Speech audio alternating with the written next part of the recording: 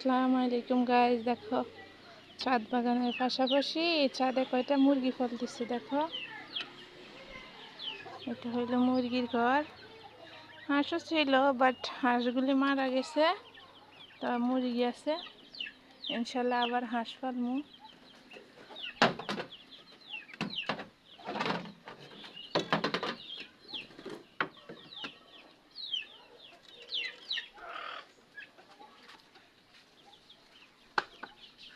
এখানে 8টা বাচ্চা, একটা মা। এই যে দুইটা কই, আর দুইটা কই জাহিদ, ওইগুলি বাইর করো তো। এই যে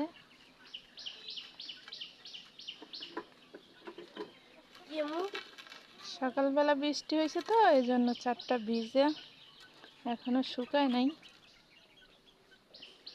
ওই যে ওরা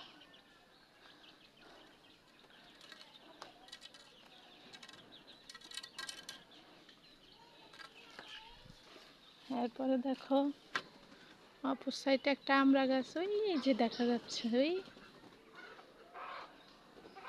তারপরে এই যে একটা ডাটা গাছ, পুরনো সিম গাছ কাটি নাই, এখনো আছে। দেখা যাক ইনশাল্লাহ কি হয়। তারপরে আছে এই যে ডাটা, সাথে একটা পুঁই শাক।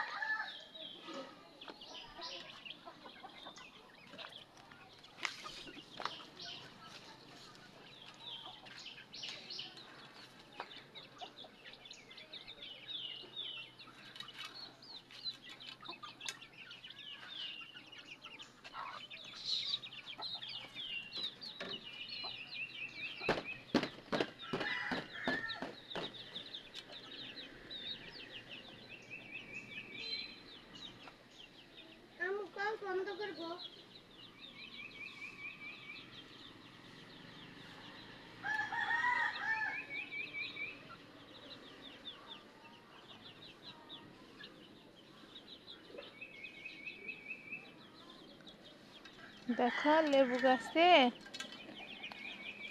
যখন সবজি কাটার পরে বা ফলমূল কাটার পরে অবশিষ্ট ময়লাগুলি থাকে, ওইগুলা গাছের গোড়ায় দিছিলাম।